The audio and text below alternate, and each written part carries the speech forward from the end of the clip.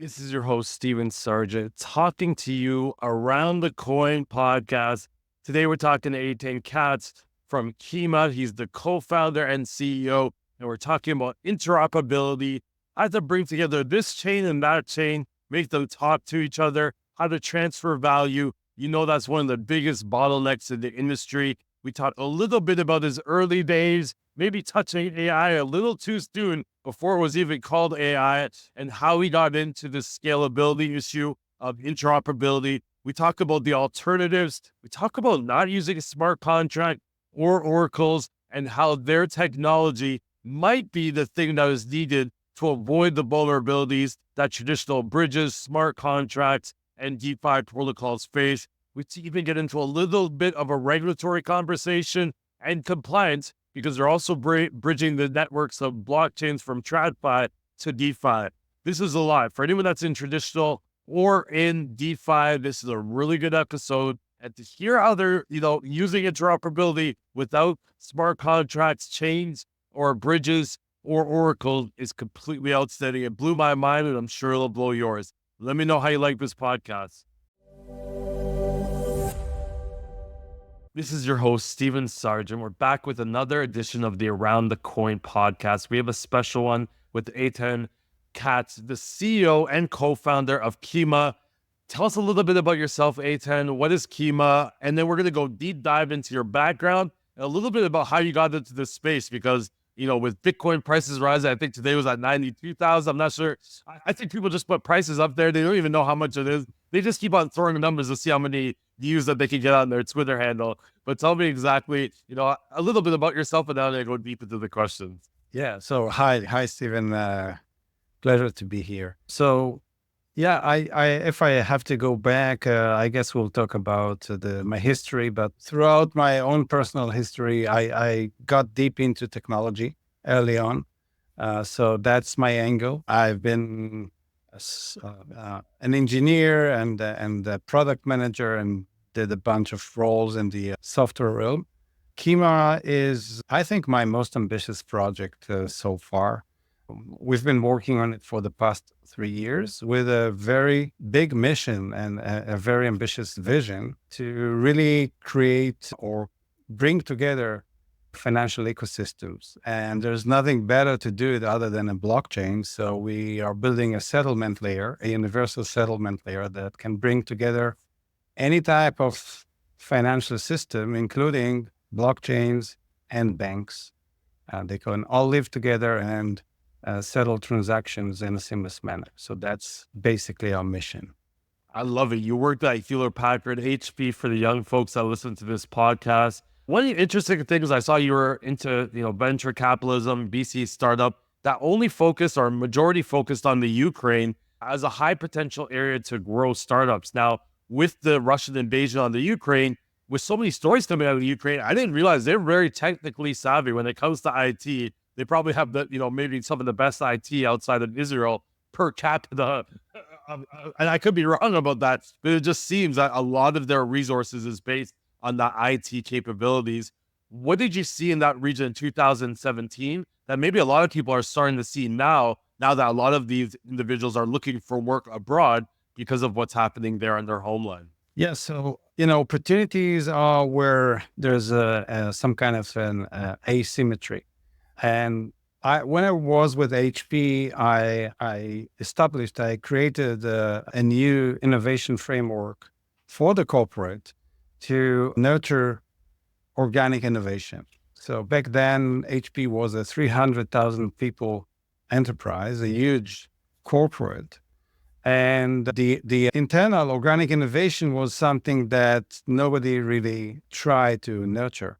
So I built this machine, this systematic way to identify ideas and help them throughout this process within this bureaucracy full organization. Every large organization has a lot of red tape, and try to nurture those ideas and bring them up to the point where they can become features, products, sometimes even new businesses altogether. And when I left HP, I came across the Ukraine. I visited there, and I saw so many people working in large corporates and very talented people. But innovation, entrepreneurship, the startup scene was very, very immature. And that's the asymmetry. So much talent and so little entrepreneurship. So what I try to do is to bring my knowledge and expertise from the innovation processes with HP to this developed entrepreneurial ecosystem and try to tap into this talent and build something new. So again, it was an ambitious, some would say even naive venture. I met with governmental clerks and officials. I went to the universities. I met with grassroots developers. So I built this idea. Unfortunately, I couldn't materialize it, but I still think that there's a lot of potential there. Not only for people to go work for the large multinational companies, but rather to build startups from the ground up. And, what were some of the challenges that you think caused it not to materialize? One thing that comes to mind, and, we have a lot of entrepreneurs and builders listening to this podcast, is like talent is different in entrepreneurship, right? Like, lawyers, really great at making money, really good at building, not so great at building businesses. Same thing with like doctors and dentists. It's like they're really good in that like ladder of getting into a certain position, but they're not that great at building. And this is obviously a widespread of conversation of like, hey, I'm making a generalist conversation. Is that what you saw though? They definitely know how to do the work, but that entrepreneurship switch that has to kind of turn on, it just was really hard to teach. It's almost like you can't teach it. What are your thoughts? I think you can teach it, but back then people just told me, "Hey, we don't have the infrastructure to do it." Mm. So you need an ecosystem. So you need the venture capital, you need the knowledge, you need the perception that it's possible. So what really fuels that culture of entrepreneurs is to see people succeed. And that can create this flywheel. And there weren't too many success stories back then because every success story, local success story, demonstrates that it is possible. Someone managed to do it. I can do it too. And the more success stories happen on the ground in this region, that will fuel those startups. Every successful entrepreneur back then, in order to be successful, used to go to Europe or the US. Right. And that really discouraged people to try and build things locally. That was the path. If I want to be successful, I have to go elsewhere. And that's something that I try to change. And I still think it can and will be changed. I think we're seeing that more and more, right? Whether it's, a small town in Oklahoma, whether it's a young girl in India, starting out the beauty line, like we're seeing it more and more with the internet, social media, the TikTokification about the way the search engines work on a lot of these social media platforms. So I think your concept was right, maybe a little too early. Another unique thing, in 2017, you were building a Brainforce.io, which is a boutique consultancy that focusing on leveraging things like blockchain, machine learning, AI. Kind of early for AI. Are you surprised about how quickly AI has evolved in the last 2 years compared to maybe when you were tinkling with it back in 2017? Yes. As a matter of fact, yes. Back then, I knew that AI, well, we had different names for it back then. It was mostly machine learning and deep learning. We didn't have these LLM models as developed as they are today.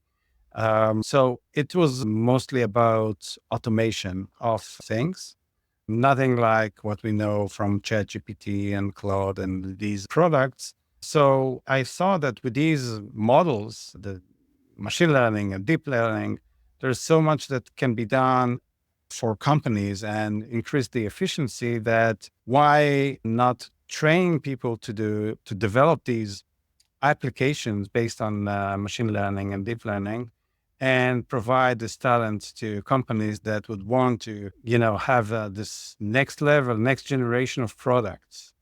that was the idea back then, 2017. And it was partially successful. Again, it was slightly too early, I think. And and what we've seen in the past 2 years, and it only accelerates, right? It's going exponential. So that is really amazing. And it's something that I'm using every day. I cannot even imagine a day go by without consulting with these models, getting their help. It's like an amazing boost of productivity. Like I have people around me and I just keep giving them those tasks and they just do it. So that's really amazing. Yeah, it's like having a thinking partner. I think people think about how it's going to replace people. It's like it can only do so much. You have to still input the right prompt, input the right question to get the result. So you're going to need better thinkers, if anything. So it's a great thinking partner. But let's talk about Kima. You started in 2021, which is, we're riding the high wave like we feel right now in 2024. Bitcoin prices are skyrocketing. But, what was the core reason why you, after working with these large organizations, jump back into becoming the CEO? And, what problem were you looking to solve when you created this business? So, so back to 21, it was after several years that I've been, doing stuff in the crypto space, in the blockchain space. Started back in 2013, and I was involved in multiple projects. In 2021, when we saw this massive price increase, one of the things that really bothered me, so the narrative there was that institutions are coming. Well, to some extent they did, but they didn't really do it as they do it today. The scale is completely different. But family offices and hedge funds started investing their clients' money in mostly Bitcoin. And one of the things that I was bothered, being a veteran of multiple cycles before that, I knew that after this bull run, a fall will come. So I started asking around, hey, what do you do to protect your customers' money? What would you do when Bitcoin will drop 70, 80%? How would you go about it and explain it to your customers? And then they kick you out of the boardroom. And funnily enough, they didn't have they didn't have answers. I even spoke to some of the entities that went bust. I won't name names, but everyone knows the names. And they assured me that they have the best Wall Street traders hedging their investments. So my idea was to automate the hedging part.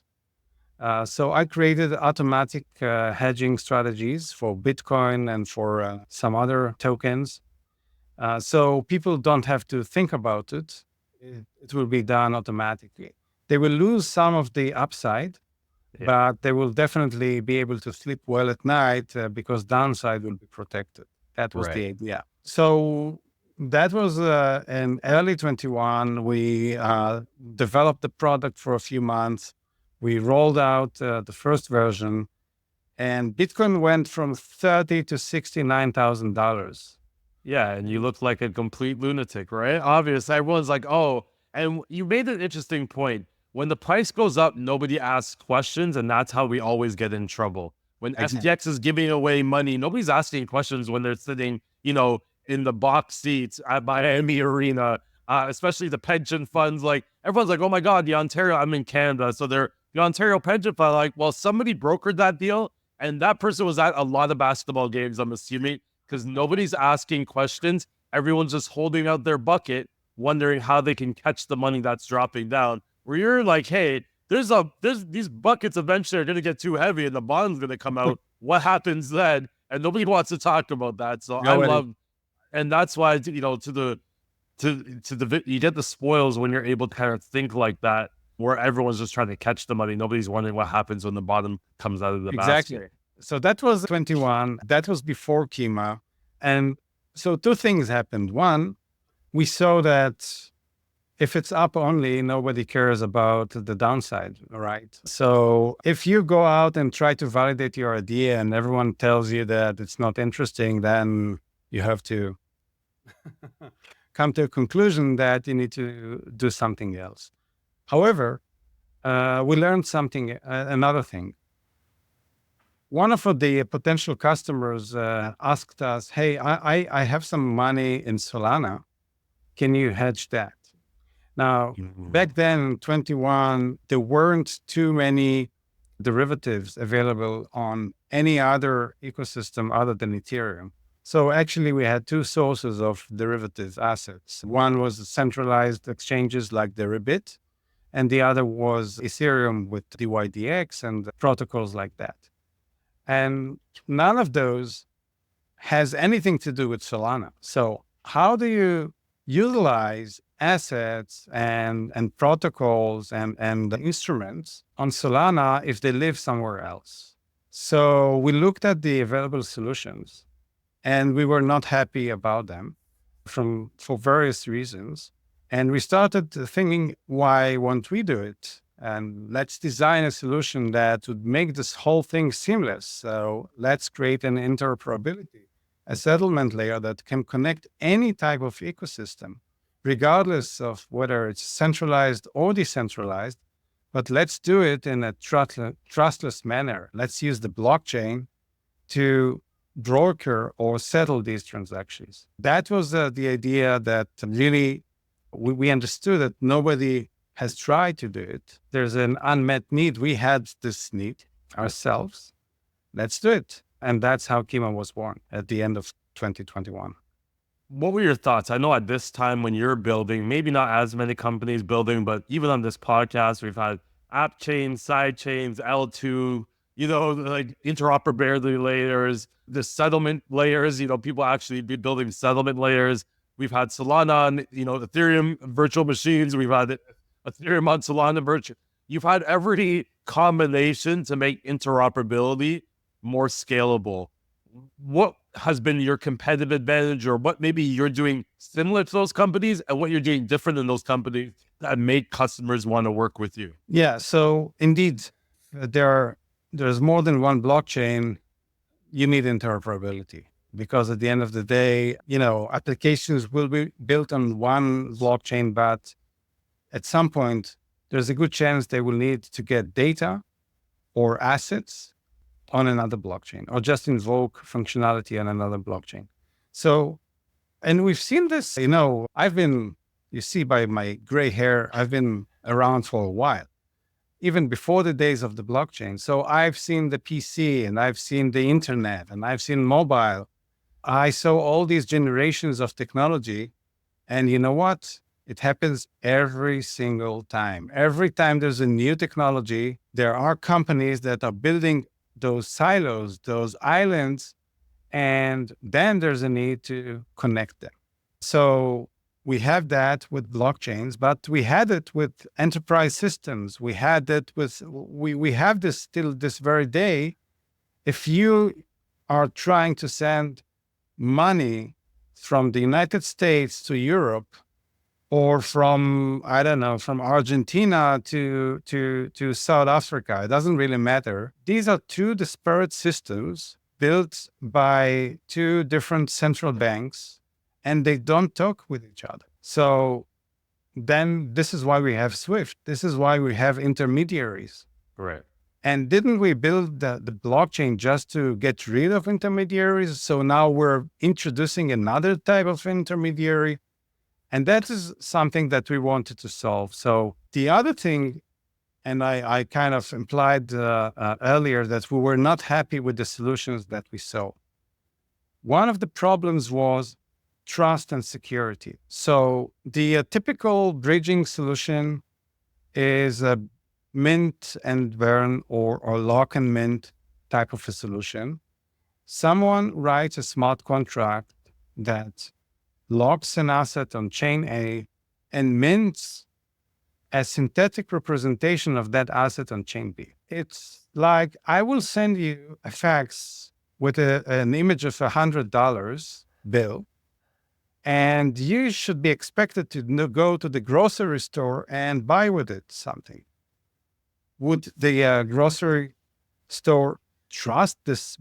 I can vow, I can say, I can even take a video of me putting $100 bill in a safe and say, I'm not going to touch it. It's locked. But still, there's a matter of trust.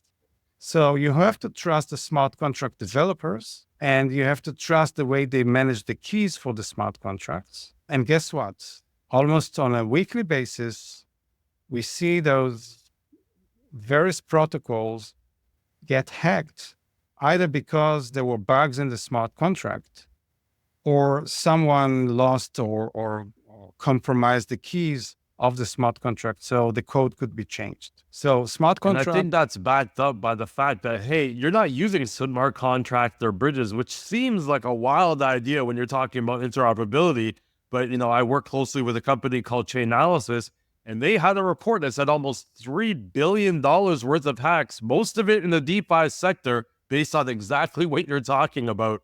We know one of the biggest hacks with the Ronin bridge, 600 million, I believe. They didn't find out about it for 7 days. And I think, to your point, that's how can people trust those, those smart contracts and systems if they don't even know that they're losing money until 7 days later? In a world of transparency and blockchain, where you almost have to hope that Twitter is going to be able to figure it out before your own internal operations teams. absolutely. And don't get me wrong. Smart contract is a great, innovative, amazing technology. The problem is when they have to be the keepers of your funds. That's where the problems start. So you have to trust the team. You have to trust their security practices. And guess what? Sometimes they fail. So early on, when we designed Kima, we said no smart contracts. Let's see if we can build an interoperability protocol that doesn't use any smart contracts to keep the funds. So they're great for building applications, but not for keeping money. And that's basically one of the unique value propositions of Kima. And when you do that, something new happens because you remove the dependency, the technical dependency on smart contracts. So now you can settle Bitcoin because Bitcoin doesn't have smart contracts. So yes, we can settle Bitcoin transactions. You can also settle fiat transactions. If we build a connector to a bank account and the Kima blockchain, the validators can agree that money was deposited or sign a withdrawal transaction from a bank account, that's yet another connector. So Kima is the most versatile protocol. If you build a connector to an SAP ERP system, the blockchain can also invoke transactions there. So we're completely agnostic to the backend system. We can work with banks, we can work with blockchains, we can work with private chains. We're completely agnostic. And that's a unique architecture. Very unique. But, smart contracts also leverage data feeds and data service providers through oracles like Chainlink. I can't remember the other one. It's Flare Labs, other oracles, Pit Network. Yeah. If you're not using smart contracts, does that mean you're not using oracles as well? And if you're not using oracles, how do you get things like price feeds and the things that a lot of these transactions heavily rely on? Right. So when we created the most fundamental mission for Kima, we said that we do not want to be an exchange. We want to be this conduit of value. So the price feed is something that at least at this point we're not handling. So if you want to move 10 USDC from chain A to PYUSD on chain B, we can do it because it's the same value. So, what we're doing basically is we're aggregating the liquidity of the same asset class, whether it's fiat or dollar-pegged stablecoin, and then you can move that value across the network. How do you ensure that, transferring this value? I think when you think about transferring value, how do you ensure that trust and safety? Because I think whether you're transferring value, whether you're not locking the funds, you're still kind of that conduit. How do you ensure that trust and safety? Because, just like smart contracts, there are vulnerabilities in any kind of design. How do you ensure now, basically you're saying, hey, smart contracts are risky, we're not as risky. How do you now ensure that trust and safety amongst your customers? So the Kima ecosystem is comprised of several components. One, obviously, is the blockchain. That's the ledger with the validators. The other component is a network of accounts. These accounts, you can think those are basically EOAs. You can think of them as wallets, but they are secured by the blockchain and not a smart contract. Okay, so just as you can put money in your MetaMask wallet, it's an EOA, it has an address, it's not a smart contract, and you hold the private key. Now, what we did is we built a network of quote unquote wallets, but the key is being broken down and it's shared among the validators. And we're using cryptographic algorithms that ensure that the only way to sign a transaction is by having 2/3 of the validators sign that transaction. So it's called TSS, Threshold Signature Scheme. And we've implemented that to secure those withdrawals. So now if we have the vaults and the blockchain in the middle, we have connectors to every ecosystem. So we use light nodes for blockchains. We use connectors to other types of backend systems. And if you want to move money from point A to point B, what needs to be done is a deposit at the source. The money gets locked not by a smart contract. It gets locked in an EOA, in an account. Right. And the only way to take money out of it is by having the 2/3 signing a withdrawal transaction. So the validators, they attest, they verify, they wait for finality on the chain. They attest that money was indeed deposited. And then and only then, they will combine this key signature to withdraw money at the destination. How does that impact speed then? Because what you're saying makes a lot of sense. Does that make it faster than the traditional way? Does it make it a little bit slower? But, some people are willing to give up some of that speed because they can confirm that they're going to get and receive certain amounts versus worrying about, if the protocol that they're using is going to be hacked and, all the funds are gone. Yeah, so actually, since we're not using smart contracts, and Kima is an independent blockchain, so you're not dependent on network congestion. Now suddenly everyone is doing meme coins or I don't know, NFTs, and that slows down the network. So that might impact the local leg. So when money gets sent to the vault, that's something we have no control. But the Kima settlement part is extremely quick because we don't run a smart contract. Those are the validators running the nodes. So everything runs locally. And so the overhead that Kima adds is really marginal compared to the processing time of the chains themselves. And what are the biggest use cases? Like, what are your customers banging down the door to use this technology for? Obviously, interoperability is a huge, huge challenge in the industry. But what are some of the more common use cases that you're seeing Kima be used for? So we all know that stablecoins have become the killer feature of our industry. So customers, they want a way to abstract the fragmentation that we see in stablecoins. So think of stablecoins, everything is, let's use dollar stablecoins are pegged to the dollar, but it's like a matrix with two axes. You have the chains, and you have the type of the stablecoin. So you have USDC on multiple chains, but also you have USDT, you have PYUSD, you have USDG, and almost on a weekly basis, I read about yet another stablecoin. So we have this huge matrix of stablecoins, and what we see is islands of liquidity. So you can think of Kima as a stablecoin gateway. If you're a developer and you don't want to mess with liquidity availability and access to these chains, because you want as many customers as possible. You want people with USDT on Tron to be able to purchase your product.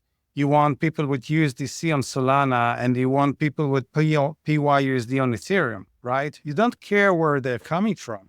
You just want them to be able to pay. And so we provide a single API that facilitates a transaction. You don't care about the source, and everything will be handled in the most secure way, in the fastest way. And as a developer, you just call and one API call, you call a Kima transaction. We take care of all this fragmentation and complexity, and you will get your money. So that is one killer use case that we offer. What is the biggest challenge? I know you're trying to bridge a little bit. You mentioned fiat currency, traditional bank accounts. You're trying to obviously bridge these companies to be able to enter into the DeFi space and more Web3.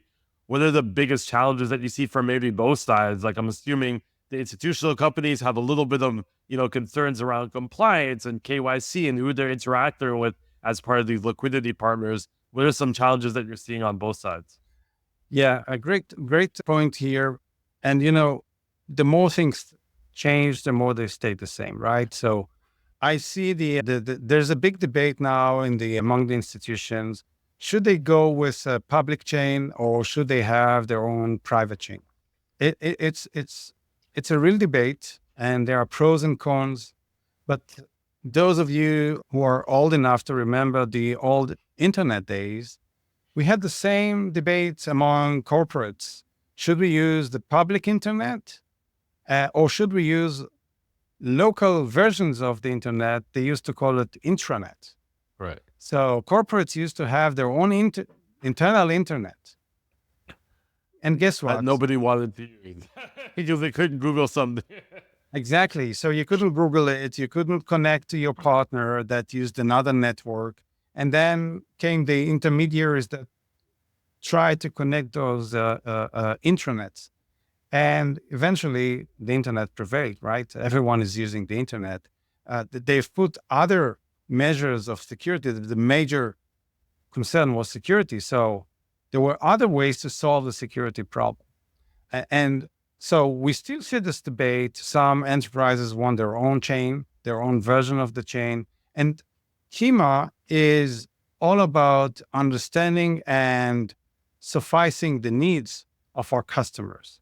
So if you want to use your own chain and you want to be interoperable with other chains for money transfer purposes, for instance, you can do it. We will have a connector to the Kima chain, to your own private chain, and then you can get money, you can settle transactions with other chains. So we try to fit to every customer's needs within, obviously, the features that we provide.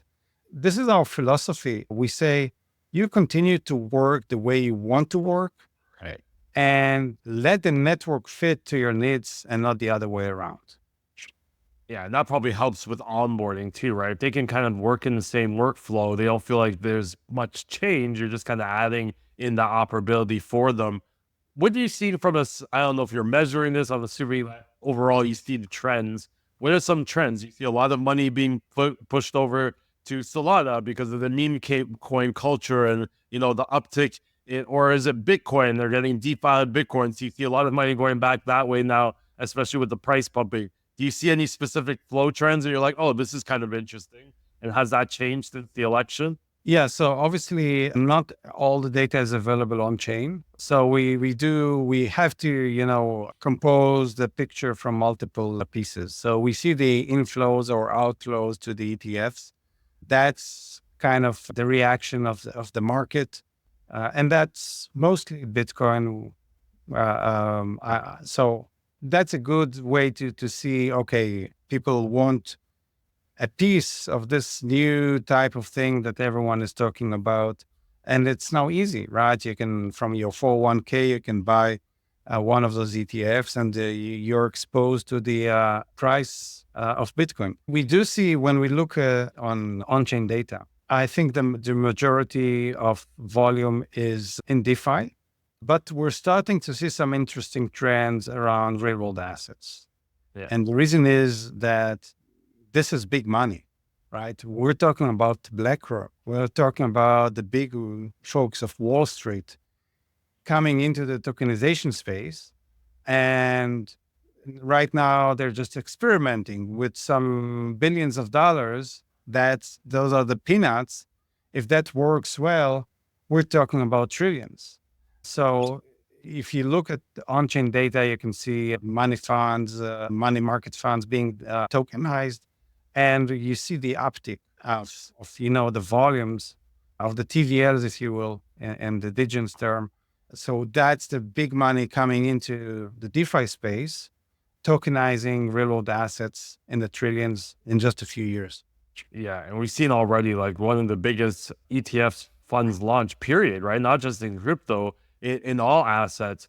Talk to me, when I hear value transfer, my compliance ears perk up. Talk to me about what are the regulatory requirements you have? What are your thoughts on things like MiCA, where they're building this comprehensive regulatory, which is probably going to be mimicked by many jurisdictions around the world? Maybe just walk us through the compliance adventure that you have to go through. Yeah. So we're building a technology layer. So, but we're not trying to, disconnect ourselves from those compliance regulatory trends. And Europe is a great place to look at because they're so advanced in terms of removing this obscurity and making things written and thought about and clear. So you know what it means to be MiCA compliant. You don't have to guess anything. You don't have to wait for the SEC to knock on your door and say, hey, you just violated this and this clause. So that's the way to do business, right? And this is, I think, part of the reason that people are so bullish about this space, because hopefully in the United States, we will start seeing more clarity as well, which is great for entrepreneurs. So we're building this technology. But early on, we thought that, yes, DeFi is decentralized or quote unquote decentralized, and everyone is so happy about anonymity. But we were all human beings. We live in countries, and countries have laws, and you have to abide the law. Whether you like it or not, you can go to another country with a different set of laws. But so what we did early on was to embed inside the Kima SDK those KYT checks. KYT stands for Know Your Transaction. So we're not doing the KYC because we're dealing with wallets. We don't know who's the customer. That's the application part. The application needs to onboard customers. They need to know who they are and comply with the regulation. But we are settling transactions. So we need to know which or what is this transaction, where is it coming from, and where is it going? Not in terms of the personality of the people, but rather what's the history of the wallet that sends the money? What's the history of the wallet that accepts the money? So we embedded these checks. We use a third party that provides an API. So we give this option to applications, and all they have to do is to switch on this switch and say, yes, I want these checks to take place. And we will block at the protocol level, we will block a transaction if it's coming from or going to a wallet that was marked in any way. So marked, and just to give so if it has a listed exposure, if it's a sanctioned Russian exchange, that'll be, attributed by the company. And if you can see that that's where the transaction's heading, then you wouldn't process the transaction. I actually like that. I'd like to be able to flip on compliance because some companies don't need it if they're just dealing in the Web3 space. But as you're, bringing in some institutional dollars and there's a fiat component, our clients are going to need to know when they touch DeFi, they're at least going to have to mitigate their risk and take a risk-based approach. Can you talk to me about maybe some of your fiat customers, though? How are they entering the space? Because I know KYC, actually knowing who your customers is a little bit more vital. How are they approaching the space, whether they're, involved in it, or if they're looking at it and saying, hey, we'll have a separate division that just deals with blockchain-based transaction? Yeah, so that really depends. And I think we're starting to see enterprises, corporates that are trying to incorporate the efficiencies that stable coins and the digital currencies would provide. So if you're a multinational organization and you have partners, you have suppliers, you have employees all around the world, sending money out from your country is a pain. Even today, 2024, with banks are all digital, it's a pain. It's 5 days a week, and you have to pay hefty fees. So For terrible service.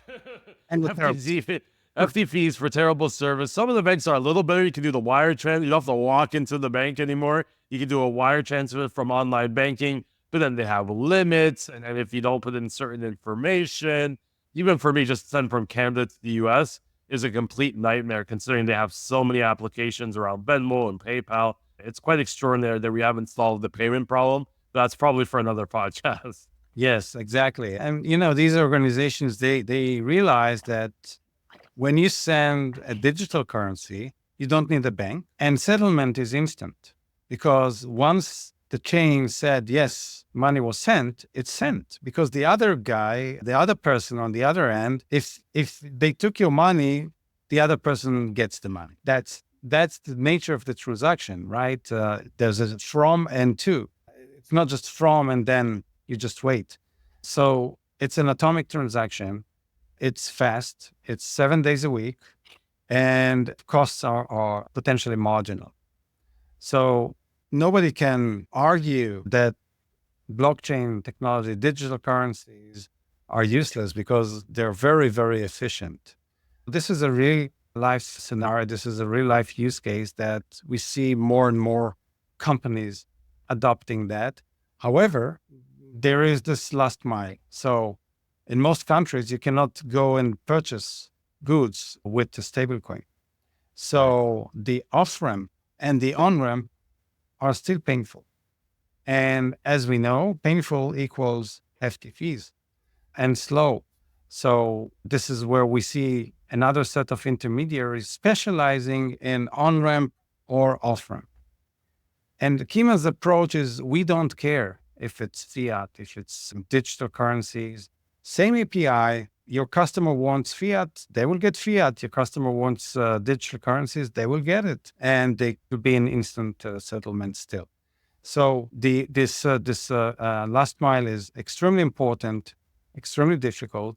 However, that's where you touch the regulations. There's no way to touch fiat without KYC. So yes, you will still get this pop-up.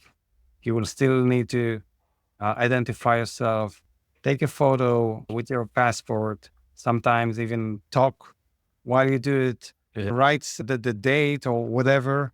Yes, all these rituals, we cannot manage to rid of them. However, we see some innovation around KYC with global identity that you can share among these entities. So if you do it once, your identity. You don't have to do it all the time, right? Which doesn't leave all your information in the hands of 15 different exchanges. And I think to your point, and I'm not a strategic advisor by any means, but to your point of, your origins of starting in this kind of hedging process and automation, where I think that works well is like, hey, if you're, subscribing, if you're investing in a Bitcoin ETF, Friday at 5 o'clock, that's when you stop. But Bitcoin is trading over the weekend and you're not able to get in there until Monday morning. So I can see companies and organizations and crypto hedge funds using your tool that you can kind of bridge that gap on the weekends for them, maybe giving them a hedge that they won't make the full amount, but they also won't lose a certain amount. So they can participate in the market while their competitors unfortunately cannot. So that was when you talked about that was the first thing that came to my mind. Any thoughts? So I have that completely wrong, or what are your thoughts on that? I think you're on 100% right. I think it's a matter of a few years until when we will remember the days where we had to do it 5 days a week and within certain business hours, we will just laugh. I don't know where you're based. I have a couple gray hairs myself, but do you remember when the stores weren't open on Sunday and you could only shop Monday to Saturday? I think a lot of listeners probably do not remember that. But I remember that you literally couldn't go shopping on Sunday. All the stores Right. were closed, for better or for worse, right? Now we shop 24/7. A couple quick questions before we end off here. You built an entire blockchain infrastructure, but you've also been helping and mentoring lots of startups in US, Israel, and around the world. Is there any solutions that you're building now that you could believe like, oh, that would have helped them so much years ago when I was mentoring them, or could still help them now as they're still continuing to scale up in their startup? Yeah, I think that the progress that we've seen with blockchains in the past few years. So if we go back even to 21 or beforehand, we had Bitcoin, we had Ethereum. So the whole perception of transaction per second. So people needed to really think of, okay, so is it scalable? Will it withstand if there's adoption? So I think these days, these problems are solved or about to be solved with all those layer twos. The problem that we're trying to solve, the payment problem, that's a huge problem for everyone building a blockchain application, because they really want customers to come from all over the place, not just their own ecosystem. So you can build on a very small blockchain for whatever reason and still get the liquidity, the demand, even from people with just credit cards, and abstract this complexity. So the payment, and I'm not talking only about Kima, the way that user experience changed for wallets and the applications that we see today. Some of them are completely abstracting the use of a blockchain. This is amazing. So if I compare it to projects and the problems we had to deal with 3, 4, 5 years ago, we now have a completely different set of problems, but many of them are about to be solved if they were not solved. What do you think about the future of, the way we think about interoperability? Obviously, there's modular blockchains like Celestia. You have Chainlink. There's still the whole ecosystem around oracles pretty much and their own interoperability protocol. We have things like Kima. We have the old fashioned way with the bridges. What do you think the future is going to look like? Are we going to have a little bit of everything like what we have right now, or we're going to have to build interoperability for the interoperability protocols? What are your thoughts about the future? Yeah. So I think that for applications, the good news is that they will just have to choose one API or the other. So it's like, okay, I choose this or I choose that. There will be pros and cons. There will be use cases where one competitor will shine and will be the best at, and another will be good at other things. We segment the market, and there are so many segments and sub-segments. And if we just, as a young company, as a startup, we try to focus. And if we just lead one segment, that will be huge for us. So there's so much to do and so many specialities. If you're doing remittance, that's a completely different set of problems if you're doing a B2B cross-border transactions. Right. And that is different from credit card payments. I'm not worried. This space is so big that I think that eventually protocols and the interoperability projects will specialize, and it'll be clear what they're best at and what they're not. What are you looking forward as we head into 2025? Is there anything that you're looking forward to? Is it the continued evolution of this TradFi and DeFi collaboration and adoption, whether it's with Kima or just the industry as a whole? Anything that you're kind of like hoping for in 2025? Yeah, so I think that I really hope that the trends will continue. We see very, very positive trends. So that means that more stablecoin adoption by corporates and enterprises. We will see enterprises starting to integrate stablecoins into their payment processes, which will be huge. So that's one thing. The other thing, clarity in regulation and compliance. This is extremely important for builders, for entrepreneurs. We want to know what the law says. We want it to be clear. If I ask my lawyer a question, the answer should be very, very short and clear, and not a presentation about, okay, let's talk about it. So compliance and regulation, more clarity, that is very positive. The other thing is the trend of real world assets. So tokenization of anything, that will continue. There's no other way. And we'll see more traditional institutions, enterprises feeling comfortable with owning a token instead of a stock or some real estate deeds or any type of asset. They can just own the token and they can sell it, they can move it, they can transfer it within a fraction of a second, 7 days a week. So I think this trend will continue in 25. So these are payments and stable coins, regulation, clarity, and more real world assets being tokenized. Awesome. Since we have you, how much does it cost? So you don't have to tell us your blockchain specifically, but I think I saw Blockworks was showing how many millions of dollars it costs to build your own blockchain. Any insights? People are like, oh, I'll just build a blockchain. And I'm sure after you building one, you're like, oh, maybe it seemed harder than you thought it would. Maybe it seemed easier. I'm going to assume that it's always harder because there's always things that you have to build on top of. But can you give a range of like how much does it cost to build a blockchain in 2024? Yeah, so we opted to build a blockchain that is specialized. We were not building a generic smart contract blockchain. There are no smart contracts on Kima. We just specialized. So in our case, it's a bit more contained. But if anyone in the audience is thinking about, okay, I'm going to build the next Ethereum killer or Solana killer, man, that's a huge task. We're talking about many millions of dollars before you even have something to run and show and experiment with. And the major problem is talent. Building a blockchain is nothing like building an application. It's not about, okay, we'll get some smart contract developers, which are more available. Here we're talking about people that need to develop cryptographic algorithms, backend systems, build architectures, deal with scalability, transaction times. So these are the backend, heavy stuff, heavy lifting stuff, and the talent is scarce. So it's not only about how much it costs, it's also about getting the right people. I'm no economics major, but when talent is scarce, that usually means it's expensive. It's expensive. Yes, absolutely. And we saw that like early on in the Bitcoin blockchain days is that there wasn't that much talent. Developers could go anywhere, charge whatever amount, and it just raises the cost of, building anything.